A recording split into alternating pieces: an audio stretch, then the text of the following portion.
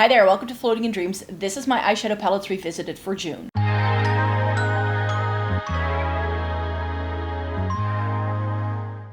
Welcome to everybody watching today. Thank you so very much for joining me. This video is going to be a quick update of the 5 eyeshadow palettes that I went back to in June. These are tried and true ones, things I've used in the past that I want to go back to because what's the use in having a lot of makeup if you're not actively using it? That's always the question I ask myself, and therefore I really want to go back to some old favorites and also some things that kind of made it through the declutter. And actually one thing I now realize I feel maybe I should have decluttered. So that's probably going to be on the chopping block next year when I do my next declutter. I'm in no hurry to do any declutters anytime soon. I like waiting about a year to really have products marinate in my brain and really know how I feel about them. But yeah, this is just going to be testament to at least one of these being like, I'm not sure I like that look all that much, so maybe it's just time for that palette to go. I thought we could start with what's on my eyes today. I'm wearing something pretty bold, which was actually not my intention when I thought of this look and this palette. I wanted to keep it a little bit more toned down, but I was doing my makeup and I went to town, as you can see. So I have the Kaleidos Glowing Iris little quad here on my face today. And this, I mean, it's a beautiful palette. It's really stunning. I used this one in the crease. This is in the inner corner and it looks so much lighter in the pan than it does on my face, which is why the look turned so dark, because that shade, I was like, oh, it's like a light lavender. I can use it in my inner corner. It's far more pigmented than I had bargained for. And then, of course, I have the shimmer all over the lid, which I think looks really pretty. And then I have the deeper periwinkle on the lower lash line as a bit of liner along the top lashes. So this is really good quality. I really enjoy this. But with these Kaleidos quads, I feel they are better if you mix and match a couple of them. But I hadn't used them like by themselves in a while, I felt. And this is such a good periwinkle color story that I'm like, yeah, I need to get some more use out of it. So that's why I went with this one. I think it's a very fun look, but it's a look, you know? When you use this, you've committed to wearing makeup. Whereas a lot of the other things I had selected this month are a little bit more subtle. So it's fine though. This is really beautiful quality makeup. The mattes are incredibly blendable, they are intensely pigmented, and the shimmer is really beautiful. It's easy to pick up with a brush, but yet it's super sparkly. I did intensify it with my finger just to add that little bit of oomph to the overall sparkliness. And then this is the finished look, which I think looks absolutely amazing. So I really enjoy this look, and I'm not sure what's going on with the lighting today. It's a bit of a gloomy day today. Like, we had gorgeous, really sunny weather for like a week straight, and it's been really rainy and a little bit gloomy, and the weather is supposed to improve again in the next couple of days. So I think that's this side of the image is a little bit darker than it normally is. I think that must be why. But yeah, this is the Kaleidos little quad. Still love it. Will keep it in my collection for sure. It's a solid one, but I think I'm better off using this together with like the Cold Brew, or maybe like, is it called Twilight Rush and Venus Trap, the ones we got later? I think those will pair really nicely. And then of course, I had to use my favorite warm tone palette of all time, because if it's summer, I want to wear warm tones, and this is the Nabla Cutie Analogue palette.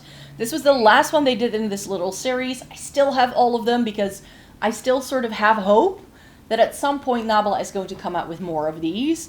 I did declutter the other 6 because there was always something about them that wasn't quite right for me.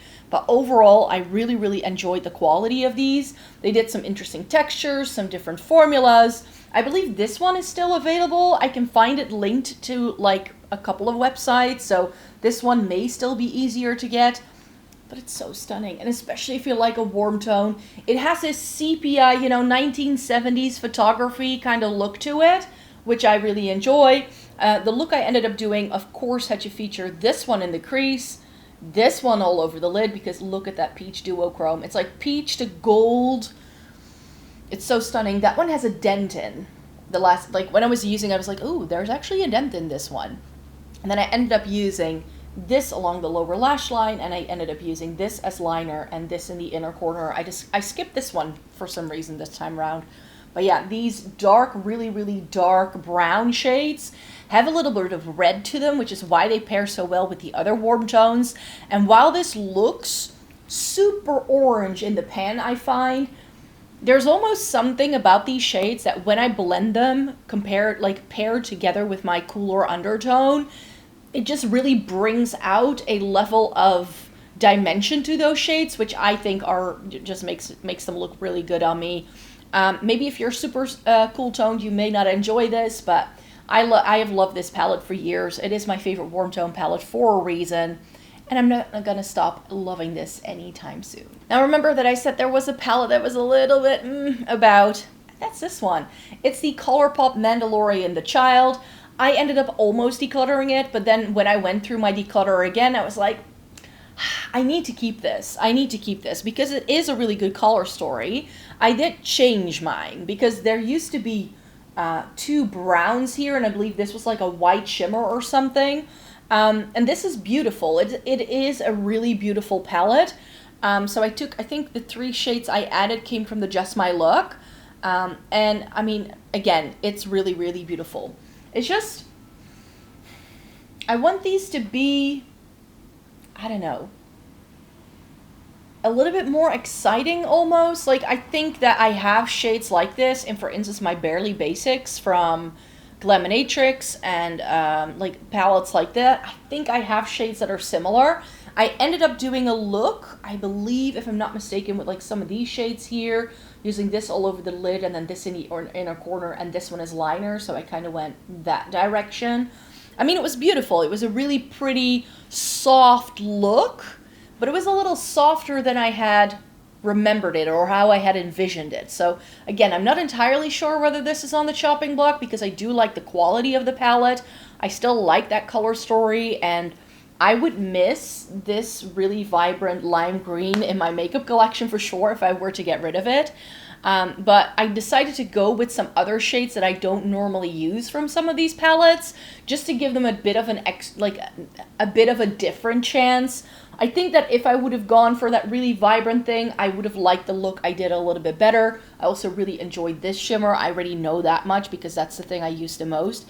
It fell out when I got it, so I was showing it to you in a video, and then half the shade dropped out. It was all over the floor, so I salvaged what I could, but that's why that one looks like there's a lot less in the pan. But yeah, beautiful, yes, but maybe it was just my choice of shimmer that made me not love the look I did with it as much as the other things I used this month. Is it pretty? Yes. And I think there is something to say for really soft shadowed looks. I mean, not everything has to be this vibrant and intense.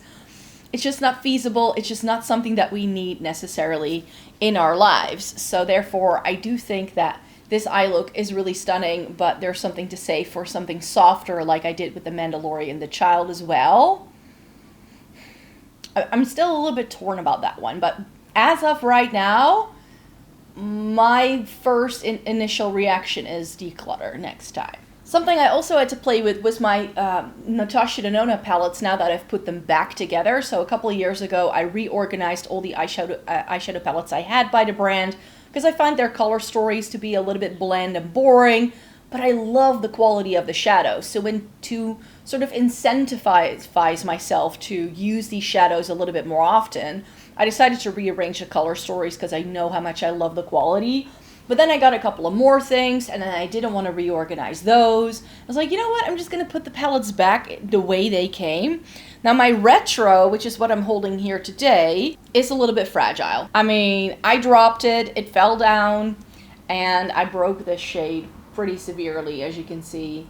But I ended up, again, doing a look that I don't normally do. Whenever I go into this palette, now that I've reviewed it, is that I sort of stick to these shades here. But for once, I ended up going in with these shades, which was different for me. And it looks so warm-toned in the pan, I find. But like with the Analogue, there's just something that happens to those shades when I apply them to my skin tone that I feel something more pink comes through than you might expect based on just looking at it in the viewfinder here. So if you're looking at these 4 shades that I end up using, and I use this one in the inner corner, this looks really warm toned. It's more like a rosewood, sort of rosy kind of vibe that seemed to have a lot of brown and almost peach in it, which I'm sure if you have a very super duper cool tone undertone, it's going to look peachy brown on you perhaps. But for me, maybe because of like the blend of my skin tone, the cool toneness actually brings out a little bit more pink in these shades, and it looks very neutral on me, I find. So it's not overly warm. Yes, it's warmer toned than what I would normally go for, but that's why I wanted to use it, because it is the summertime right now, and I was like, I love a good warm tone in the summertime, so I wanted to get some more use out of that little quad, because I tend to use the other shades in this palette so much more. But yeah, that Natasha Denona palette isn't going anywhere anytime soon. I really, really love the Natasha Denona formula, as I already mentioned, and the retro, I think it's one of my favorite color stories that they have done. Like, there is a little bit of contrast. I love my I Need a Nude as well. I think the Glam is really pretty too. Like, they do some really good things. It's just that color story-wise, especially if you want something that's high contrast or a lot of impact, then I don't think you're going to like Natasha Denona.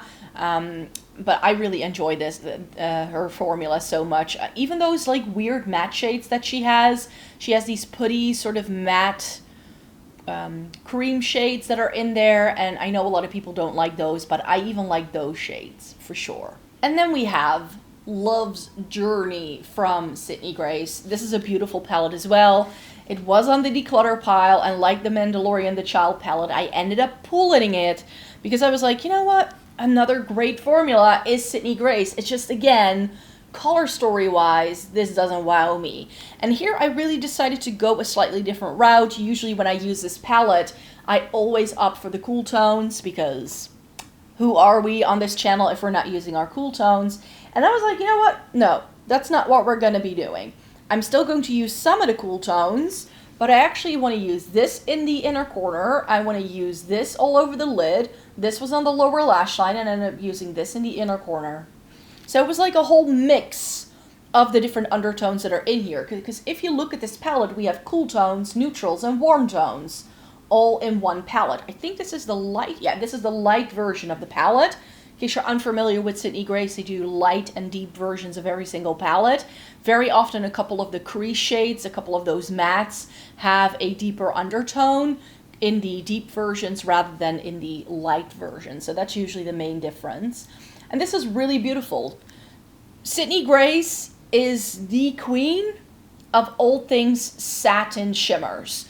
So if you're a little bit more mature, or if you just don't love the really flaky, high shine, glittery sort of things that we get from a lot of indie brands, then maybe check out Sydney Grace, because they are doing really, really good things when it comes to satin shimmers. Impactful, borderline metallic, but still smooth on the lids. It doesn't emphasize any texture. It feels like very sophisticated eyeshadow.